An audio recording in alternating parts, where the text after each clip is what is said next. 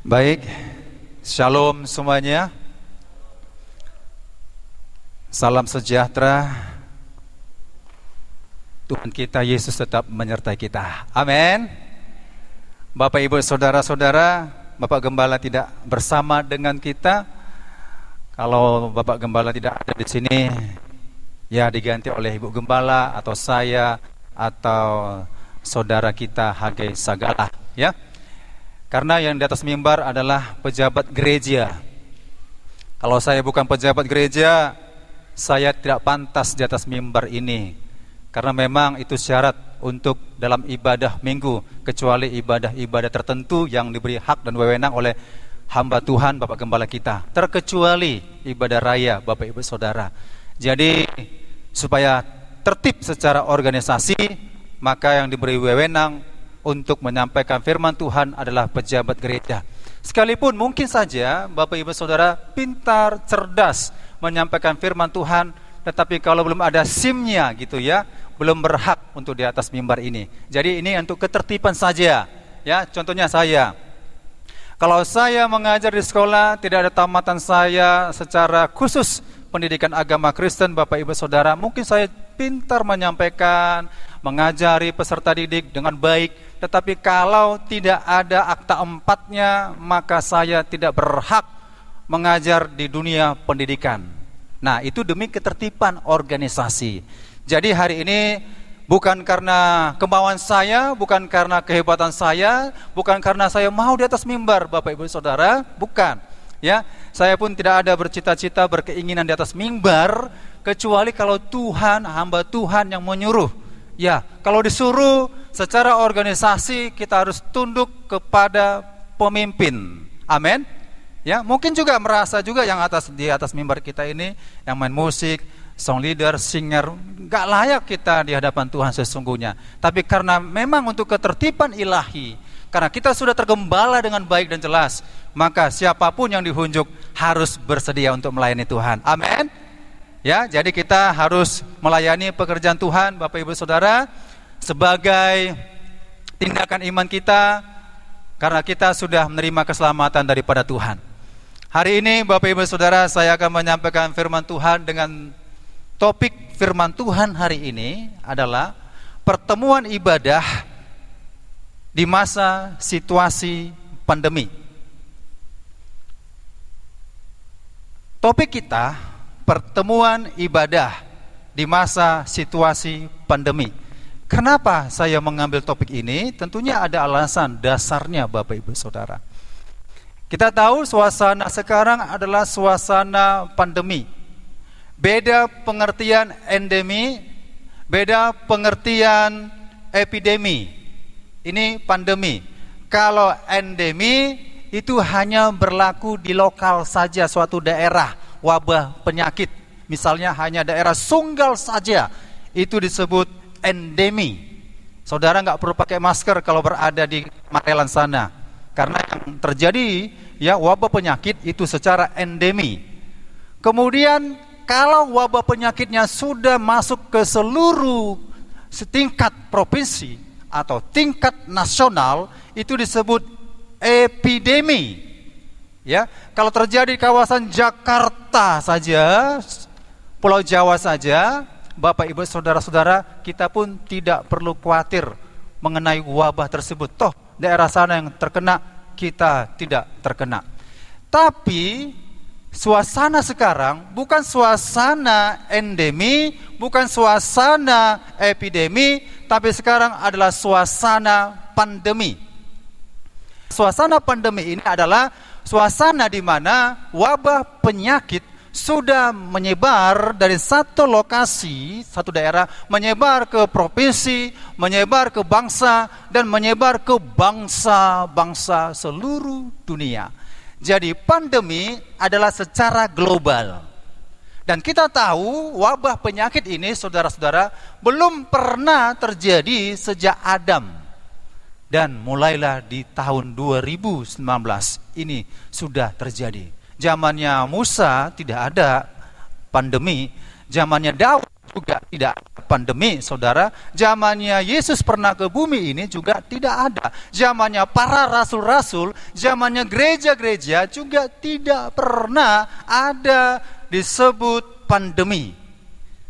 Nah, ini tanda di akhir zaman. Jadi kalau ada situasi seperti ini, bukan fenomena. Ini tanda di akhir zaman, merupakan saudara Bapak Ibu, ya, Tuhan sudah mau datang ke dunia ini, harus ada tanda-tanda secara global. Kenapa dikatakan secara global? Supaya orang-orang tahu, ya, orang-orang tahu situasi akhir zaman ini akan berlangsung secara global. Nah, secara global ini berefek dampak adalah secara sosialisasi, secara global. Jadi seluruh dunia, penduduk dunia pasti sama melakukan seperti kita sekarang ini, memakai masker, menjaga jarak, mencuci tangan. Itu berlaku seluruh semua yang berada di bumi. Kecuali kalau saudara kita tidak berada di bumi, hal itu tidak perlu kita lakukan. Atau kita berada di hutan, kita nggak perlu melakukan itu. Tetapi kehidupan kita ini tidak lepas yang namanya bersosialisasi. Jadi berlaku kepada seluruh dunia. Dan dampaknya adalah, saudara, itu menyusul tanda-tanda pada akhir zaman. Dampaknya adalah teknologi akan dipergunakan secara global. Sistem yang digunakan sekarang adalah online. Semua akan belajar dengan online. Mau tidak mau, wajib belajar tentang online. Mau tidak mau, wajib belajar dengan teknologi. Dan ini menunjuk adalah perkenalan akan terjadinya suatu zaman di mana zaman itu disebut zaman antikristus. Dan sekarang ini bukanlah zaman antikristus. Dan sekarang ini yang namanya program pemerintah bukan antikristus. Karena secara eskatologi ini belum terjadi zaman antikristus. Tetapi prosesnya akan diperkenalkan kepada kita, sosialisasinya akan diperkenalkan kepada kita. Contoh, vaksin. Saudara Bapak Ibu, itu bukan vaksin antikristus, tetapi itu mensosialisasi kepada seluruh dunia agar menerima vaksinasi untuk kekebalan tubuh kita. Dan ini diberlakukan kepada seluruh dunia, dan akhirnya akan dibuat peraturan secara administrasi, siapa yang tidak divaksinasi tidak akan dilayani secara administrasi. Ini ada kesaksian Bapak Ibu Saudara. Seorang bapak datang kepada pihak yang mengadakan program vaksinasi. Seorang bapak datang, dia bilang kepada pelayan di situ, dokter, Pak, saya mau divaksin. Tentunya syaratnya tahu ya Bapak Ibu Saudara, syaratnya apa? KTP. Mana KTP Bapak? Pak, KTP saya nggak ada, hilang. Urus dulu KTP Bapak, baru divaksin. Kalau tidak ada KTP, tidak bisa divaksin. Itu syarat pertama. Ya, syarat kedua, kalau tidak sehat, jangan divaksin. Berdampak efek mungkin terjadi. Makanya muncul kata orang, nanti ada kematian. Kenapa divaksin ini kok bisa mati? Nah, mungkin ada efek-efek, bukan karena vaksinnya. Ya, bukan ada karena vaksinnya, ada penyakit bawaan. Harus diterus terang kepada dokter, mengatakan, Pak dokter, ibu dokter, saya ada penyakit jantung, saya ada tumor, saya ada ginjal, saya ada apa saja, harus dilaporkan. Darah saya ini rendah, tensi saya rendah, dilaporkan. Jangan dikatakan, saya sehat-sehat selalu. Nanti berdampak disalahkan vaksin. Sehingga muncul hoax mengatakan vaksinasi, karena vaksinasi beberapa orang sudah meninggal. Itu hoax, tidak demikian. Jadi dalam kondisi sehat, contohnya saya kondisi sehat divaksin, diperiksa darah saya, diambil darah saya, suntik, tensi lagi, ya, tinggi badan, bukan tinggi badan, berat badan ditimbang lagi. Bagaimana? Periksa, semua sehat Pak, normal, tidak ada masalah. Bapak bersedia divaksin? Saya bersedia divaksin. Nah, saya divaksin. Jadi itu syaratnya. Nah, KTP juga ada syaratnya, merupakan untuk divaksin. Dan ketika seorang bapak ini mengurus KTP-nya, kalau sekarang namanya capil ya, mengurusnya, di sana juga punya syarat. Apa kata dari pihak capil sana? Ketika seorang bapak mau mengurus KTP, Pak, saya mau mengurus KTP saya hilang. Ya, pihak capil mengatakan, Pak, syaratnya vaksinasinya mana? Sertifikat vaksinasinya mana? Nah, kan serba salah ya. Dia datang kepada pihak pemerintah capil, pihak capil mengatakan mana bukti sertifikat vaksinasi, tidak ada, tidak dilayani.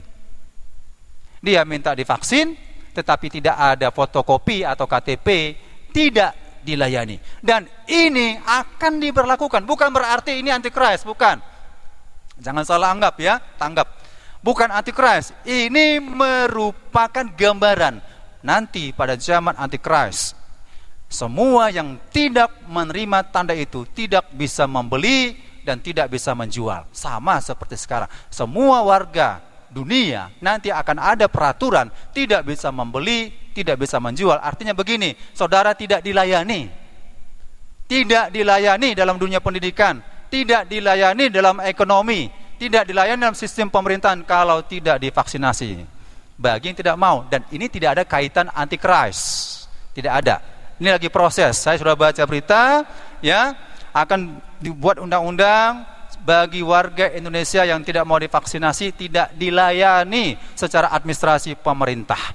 Jadi ini gambaran, dan inilah dampaknya, ya, dampak daripada pandemi ini. Semua sendi-sendi semuanya tergoncang. Bukan hanya kesehatan, juga, tapi ekonomi juga kena. Bukan hanya ekonomi juga, tetapi juga kena juga dalam ibadah. Nah, dalam topik yang saya sampaikan ini berhubungan dengan pertemuan-pertemuan ibadah. Nah, dalam pertemuan-pertemuan ibadah nanti akan saya jelaskan, Bapak Ibu Saudara-saudara, ya. Suasana kita sekarang ini memang disebut suasana PPKM. Tahu ya kepanjangannya ya? Pemberlakuan, pembatasan kegiatan masyarakat. Sebelumnya PSBB, yang dikatakan pembatasan sosial berskala besar. Sebelumnya istilah lain muncul sebelum ini lockdown, ya, tindakan darurat dalam kondisi saat orang-orang untuk sementara waktu dicegah untuk masuk atau keluar, itu lockdown, tidak boleh. Itu sudah dilaksanakan pemerintah kita, lockdown, PSBB, PPKM, nggak tahu kita muncul istilah nanti selanjutnya. Dan PPKM ini saudara-saudara bukan berarti gereja pun di PPKM, nggak ada. Pemerintah belum mengeluarkan surat, belum ada surat perberhentian peribadatan kebaktian minggu sama-sama PPKM, belum ada hal itu. Tapi realitanya Bapak Ibu, saya mensurvei, ya, saya melihat, ini saya mencatat dari beberapa hal situasi PPKM ini atau situasi di mana pandemi ini, sikap terhadap pertemuan ibadah. Yang pertama, ya, karena suasana pandemi ini orang semakin cuek, tidak perlu beribadah. Tidak perlu beribadah, yang penting di rumah. Menganggap di rumahlah satu-satunya beribadah. Nggak perlu. Karena PPKM yang penting aku di rumah saja. Cuek. Ya gereja-gereja lah itu. Malah pun dihakimi gereja. Apa-apaan gereja ini. Sudah PPKM, masa beribadah lagi di gereja, diadakan di gereja. Saudara, ini adalah sikap yang salah. Dan kemudian, ya, ada juga dampaknya, sikap selanjutnya adalah tidak perlu beribadah di gereja. Tidak perlu beribadah di gereja, tapi beribadah secara online saja. Online saja. Mengapa?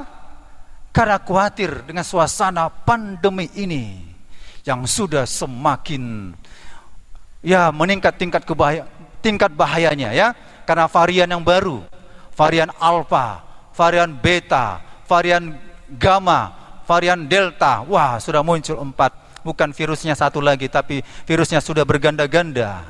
Bermacam-macam lagi virus corona ini, saudara. Sehingga orang takut. Sehingga beribadah cukuplah online saja. Tidak perlu beribadah di gereja. Malah dibilang, di gereja jangan ada ibadah. Stop, ibadah online saja. Bapak Ibu Saudara, kalau kita ibadah online, memangnya tidak pakai sarana paket internet, ya, kan pakai uang juga. Dan survei membuktikan, saya selidiki dari teman saya, ya, saya katakan, bagaimana ibadah online itu? Ya Pak, kalau ibadah online, bukan jemaat sini ya, tapi teman saya. Kalau ibadah online itu, ya seperti ecek-ecek, enggak seperti nonton YouTube. Ya kalau menonton YouTube, saya pun bisa nonton YouTube kapan saja ada waktu nonton YouTube, ya. Seperti rekaman kita ini, ya, di YouTube kan semua. Kalau saudara ada kesempatan, ya nontonlah di YouTube kita, ya. Ya, khotbah-khotbah, puji-pujian kita di sini direkam semua karena memang situasi yang minta supaya jemaat yang tidak beribadah dapat melihat secara online begitu, walaupun tidak langsung, tapi rekamannya ada gitu. Nah, itu pandangan yang kedua. Pandangan yang ketiga, saudara-saudara, tetap memang mengadakan ibadah. Tetap, ini yang ekstrimnya begini.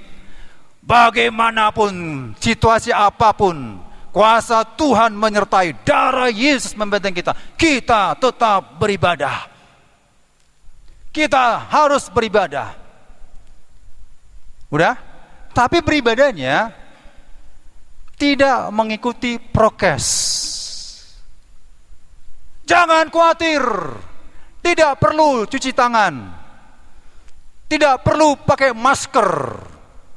Kita bersalaman semuanya, percaya Tuhan melindungi kita. Ini pandangan yang lebih ekstrim, nanti akan saya jelaskan. Benar nggak kalau pandangan demikian? Ya.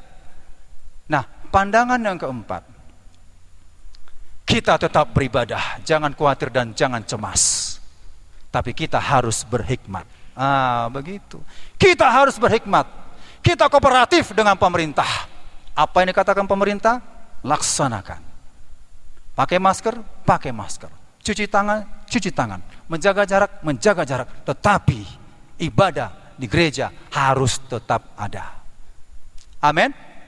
Begitu banyak gereja-gereja yang sekarang sudah tutup, ya, sudah banyak yang tutup. Saudara, ini menjadi prihatin bagi kita semua. Saudara jangan anggap gereja tutup itu, wah, nggak apa-apa, nggak. Itu sudah jauh pengertiannya nanti dari Ibrani 10 ayat 25. Saudara, nanti kita akan kupas lagi ayat ini. Nah, kita akan baca firman Tuhan dalam Roma 8. Kita lihat Roma 8 ayat 35 sampai 39. Kita akan baca secara responsoria. Nanti salah satu untuk membantu membaca firman Bapak JC, ya. Sekarang kita baca bersama-sama Roma 8 ayat 35 sampai 39. Saya baca yang ganjil, Bapak Ibu Saudara baca yang genap, nanti bersama-sama kita akhiri di ayat 39. Ayat 35, Roma 8. Siapakah yang akan memisahkan kita dari kasih Kristus? Penindasan atau kesesakan atau penganiayaan atau kelaparan atau ketelanjangan atau bahaya atau pedang?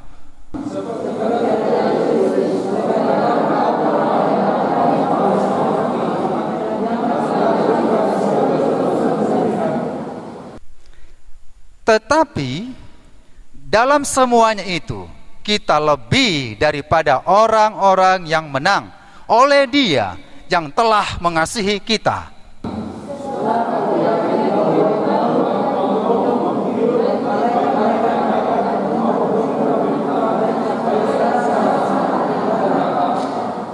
Bersama, atau kuasa-kuasa baik yang di atas maupun yang di bawah ataupun sesuatu makhluk lain tidak akan dapat memisahkan kita dari kasih Allah yang ada di dalam Kristus Yesus Tuhan kita.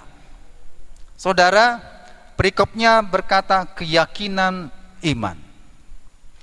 Kalau kita memiliki keyakinan iman, ayat ini intisarinya, ayat ini menjelaskan Tidak satu pun yang dapat memisahkan kita. Apakah itu penindasan? Di zaman penindasan, ibadah tetap berlangsung. Apakah itu kesesakan? Di zaman kesesakan, ibadah tetap berlangsung. Atau penganiayaan, tetap diadakan ibadah di suasana penganiayaan. Atau kelaparan, apakah berhenti beribadah karena situasi kelaparan? Tetap beribadah. Dalam situasi kelaparan tetap beribadah. Atau ketelanjangan, ya, serba kekurangan, ya, tetap beribadah. Atau bahaya atau pedang, tetap kasih Tuhan itu tidak dapat memisahkan kita karena bahaya, karena pedang. Inilah disebut orang-orang menang. Kalau gara-gara situasi sekarang tidak mau beribadah, saudara-saudara, ini belum menang. Jangan katakan saya umat pemenang. Saya umat pemenang. Apanya pemenang? Beribadahnya pun, datang ke gereja pun ketakutan, khawatir, cemas yang dibesar-besarkan. Kecemasan saudara yang dibesar-besarkan itu akan terjadi menimpa kita. Kalau kita lihat sekeliling kita, kita cemas, kita khawatir, kita aminkan cemas-cemas, kita aminkan khawatir-khawatir, saudara nggak usah datang, lebih aman nanti di rumah. Itu berarti saudara ya dibatasi dengan kekhawatiran dan kecemasan. Padahal Alkitab jelas mengatakan sekalipun dalam kondisi bahaya, ini kan bahaya. Beda bahaya pada zaman Musa, zaman Daud, ya. Dalam hal ibadah, zaman gereja-gereja dengan sekarang. Memang perbedaan sekarang adalah suasana pandemi ini adalah suasana yang bahaya. Kalau saudara kena virus tersebut, COVID-19, varian Delta, mungkin saudara masuk ke tubuh, imunitas tidak kuat, saudara bisa dison meridian.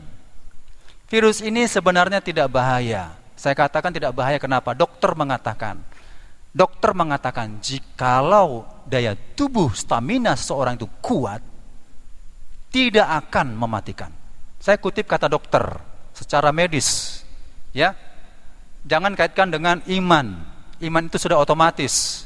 Tinggal tindakan kita untuk berhikmat, jaga stamina, makan, istirahat, olahraga wajib sekarang. Ya. Kalau olahraga itu wajib sekarang, itu salah satu meningkatkan imunitas kita, daya tubuh kita. Gak cukup hanya makan saja. Berolahraga 30 menit. 30 menit. Ya kalau berolahraga 5 menit, saudara itu belum ada pengaruh ke badan kita, belum berdampak kali. Tapi 30 menit sudah berdampak. Diusahakan kita harus berkeringat. Mengeluarkan toksin dan racun. Di situasi sekarang ini, maka saya nggak akan pernah berhenti. Saya punya komitmen 3 kali berolahraga, 3 kali seminggu, minimal 5 km, maksimal 12 km, waktu maksimal juga 60 menit. Saya akan usahakan. Bukan berarti saya hebat, bukan berarti saya jago-jagoan, tidak. Di usia saya 48 tahun ini, bukan berarti saya pamer-pamer. Oh, saya lihat, saya orang hebat. Nggak perlu. Ini pribadi saya dengan Tuhan. Kalau saudara nggak sanggup, ada level-level tingkat-tingkat yang rendah untuk melakukan itu. Nah, kalau imunitas kita kuat, saudara, virus itu tidak membunuh kita. Kalau ada penyakit bawaan, itulah yang berkolaborasi. Itulah yang menyebabkan tubuh kita semakin lemah. Saya kan sudah saksikan, gejala-gejala COVID itu sudah saya alami. Tidak bertahan sampai sebulan, bertahan sampai seminggu, hilang. Cuma penciuman aja yang lama, ya. Sampai sekarang udah hampir berapa bulan ya, dari bulan 4 yang lalu, ya, sampai sekitar bulan 6 mulailah agak normal sekarang. Ya, perlahan-lahan. Kalau udah penciuman hilang, itu prosesnya lama. Sudah dialami. Nah, jadi Bapak Ibu Saudara-saudara, tidak perlu khawatir, tidak perlu cemas dan menghalangi kita untuk datang beribadah kepada Tuhan. Sekali lagi, kalau kita bayangkan ketakutan, kalau kita bayangkan kecemasan, kita dengar informasi menakutkan kita, saudara hindarilah kalau belum sanggup.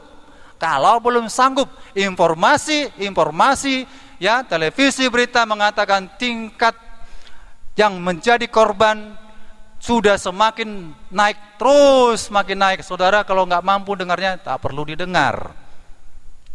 Kalau nggak mampu, kalau saya nggak ada masalah. Saya pun nonton televisi, saya dengar itu dengan maksud supaya tahu perkembangan tentang pandemi ini. Bukan saya hindari.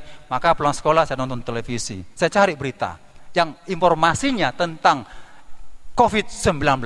Itu saya. Kalau saudara nggak perlu itu, ya itu hak saudara. Tapi saya mencari informasi supaya menjadi beban saya dalam doa. Tuhan, rupanya sudah semakin dekat Tuhan itu mau datang. Amin. Nah, salah satunya lagi saudara, ya, adalah setelah kita, ya, menjaga imunitas kita, saudara-saudara, latihlah dirimu beribadah. Latihlah dirimu beribadah itu saudara tertulis di 1 Timotius 4 ayat 7. Nanti sebelum itu kita baca, saya jelaskan dikit lagi, ya. Di Roma 8 ayat 39, saya bacakan ayat ini. Atau kuasa-kuasa baik yang di atas maupun yang di bawah ataupun sesuatu makhluk lain tidak akan dapat memisahkan kita dari kasih Allah yang ada dalam Kristus Yesus Tuhan kita. Oke, kalau peperangan saudara tidak beribadah, mungkin dimaklumi. Oke, karena kesesakan atau kelaparan, mungkin saja dimaklumi. Ya, mungkin saja secara logika dimaklumi. Tapi dalam Tuhan nggak bisa. Kau harus beribadah. Engkau harus beribadah. Beribadah itu saudara sebagai tindakan iman kita yakin Tuhan itu ada. Dalam perjanjian lama peribadatan itu tetap dilaksanakan, tidak pernah ditunda, tidak pernah off, tidak pernah berhenti. Ibadah tetap jalan. Tidak ada kata kamus di Alkitab, ya, jelas. Kamus Alkitab tidak pernah tercantum ibadah dihentikan. Tidak ada itu. Ibadah tetap dijalankan melihat situasi dan kondisi. Kalau memang kondisinya sudah secara global, sudah sangat parah sekali, PPKM yang dimaksud adalah pemberhentian peribadatan kebaktian minggu, okelah, surat dari pemerintah. Tapi adil, semua agama menerimanya. Saya perhatikan Jumat, ramainya mereka juga, pakai masker juga. Saya perhatikan pasar-pasar jualan, ramai juga, pakai masker juga. Mengapa kita takut beribadah di rumah Tuhan? Kalau pergi mau belanja, tidak takut. Kenapa ke gereja takut? Kita nggak menyentuh-nyentuh barang-barang, kita nggak beli sayur, kita pegang-pegang, kita nggak ada tukar barter uang, nggak ada. Riskan sekali kalau ada terjadi penukaran duit, entah tangan dia kena corona, kita pakai, kita pegang sayur, ikan atau apa saja, kita kemungkinan kena. Tapi di gereja, ketakutan. Alasan kenapa nggak mau ibadah? PPKM, Pak.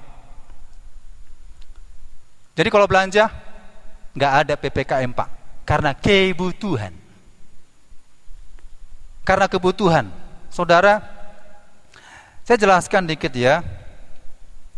Makan minum memang kebutuhan. Siapa sih nggak butuh makan dan minum?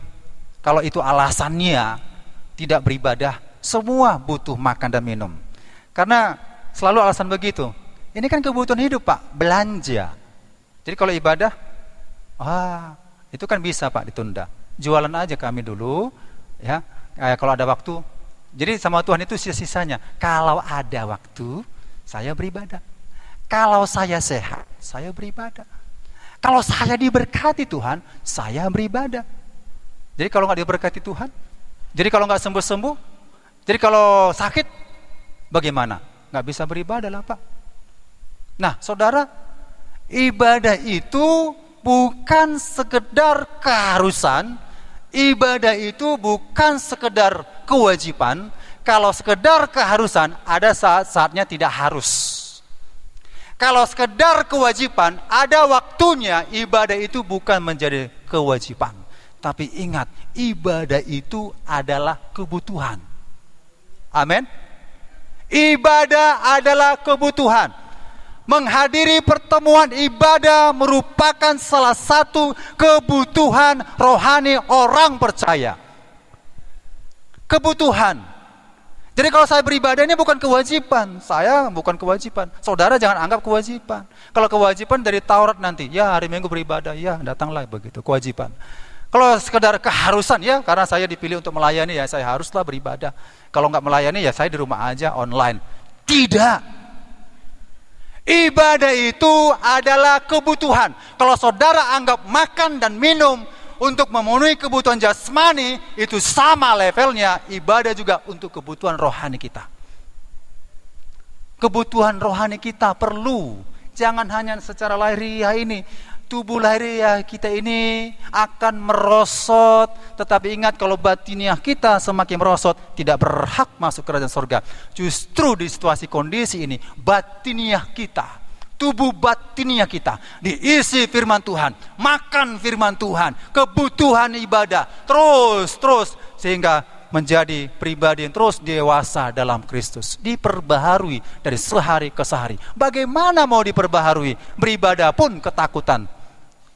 Kalau ruangan kita ini saudara tertutup AC, mungkin saudara bisa berpikir ya, kalau saya mengajar di sekolah nggak boleh rame-rame di kelas.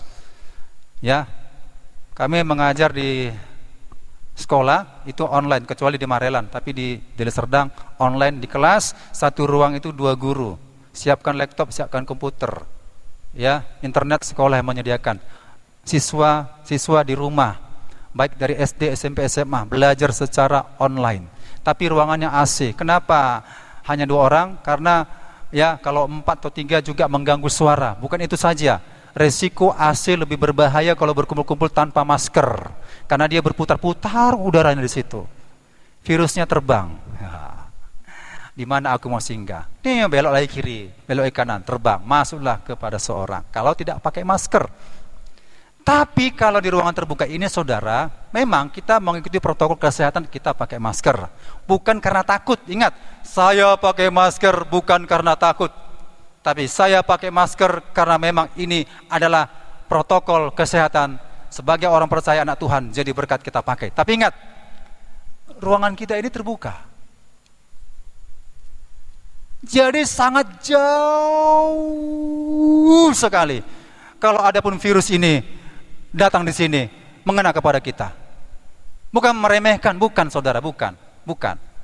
Tapi kalau ruangan AC, satu orang kena, misalnya saya kena, ada gejala, ya, kena saya, tapi imun saya kuat gitu.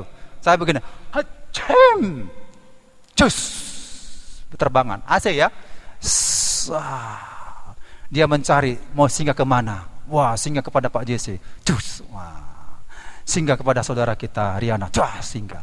Saudara kena, ya, kena. Tapi di ruangan ini, saudara yakinlah, ya, yakinlah di ruangan yang cukup lebar, ventilasi udaranya ganti-ganti, itu sangat jauh sekali kemungkinan. Bukan bermaksud meremehkan, tidak. Maka kalau di ruangan AC, makanya ibadah gereja yang pakai ruangan AC tidak boleh buka masker. Nah, itu situasi kondisi sekarang ini Bapak Ibu Saudara. Nah, tidak menghalangi kita. Maka dikatakan tadi, 8 tadi, ayat 39, ataupun sesuatu makhluk lain. Makhluk lain ini Bapak Ibu Saudara, kita nggak tahu apa maksud makhluk lain ini. Ternyata tersingkaplah makhluk lain itu adalah virus corona. Dia kan makhluk. Ya, saya katakan misalnya begini, saya terjemahkan ke bahasa sekarang. Atau kuasa-kuasa, baik yang di atas maupun yang di bawah, ataupun virus corona, tidak akan dapat memisahkan kita dari kasih Allah yang ada dalam Kristus Yesus Tuhan kita. Amin. Tidak ada yang dapat memisahkan kita suatu makhluk lain. Virus corona bukan roh. Dia tidak bisa diusir. Kalau ada orang berdoa dalam nama Yesus, virus corona pergi dari ruangan ini. Saudara, kira-kira itu didengar Tuhan atau gimana ya gitu ya? Saya nggak yakin didengar Tuhan, karena nggak pas, nggak alkitabiah doanya. Berkati Tuhan persembahan kami ini agar menjadi 30 kali lipat ganda. Jadi uang banyak 30. Agar menjadi 60 kali lipat ganda. bahkan 100 kalimat ganda Tuhan berkati. Itu namanya bin salabin, itu doa tidak alkitabiah. Jadi kalau ada doa mengatakan dalam nama virus corona pergi, saudara dia malu kecil, dia jalan akan, ya kalau suruh pergi, ya aku pergi Pak Pendeta, dia tunggu ya aku jalanku kecil, jalan, kapan sampai keluarnya? Sama kalau kita bilang semut pergi, saudara lihat langsung pergi nggak semut itu? Karena semut ini berbahaya bagi kita, beracun datang, kita bilang, hei semut pergi. Saya nggak yakin semut itu pergi. Berarti Tuhan berikan hikmat, Tuhan berikan hikmat bijaksana. Apa yang kita harus perbuat? Apa yang kita harus perbuat? Demikian juga hikmat. Maka kita pakai masker, cuci tangan. Itulah yang membuat virus corona akan berlalu. Bukan diusir, nggak bisa diusir. Bakteri jamur nggak bisa diusir, ya makhluk-makhluk tidak bisa diusir. Tapi dengan hikmat Tuhan caranya mengusir. Kalau datang makhluk lain, harimau pun sekalipun, kita tantang, hei harimau, pergi kau. Dia tidak akan lari, Bapak Ibu Saudara. Dia akan memangsa kita, dia akan menerkam kita. Tapi Tuhan berikan hikmat bagi kita. Bagaimana harimau itu supaya pergi? Mungkin kita lempar batu, mungkin pakai senjata api kita tembak, atau bagaimana dia akan pergi. Itu hikmat. Amin. Itu hikmat. Nah, jadi makhluk lain pun ya tidak dapat memisahkan kita termasuk virus corona.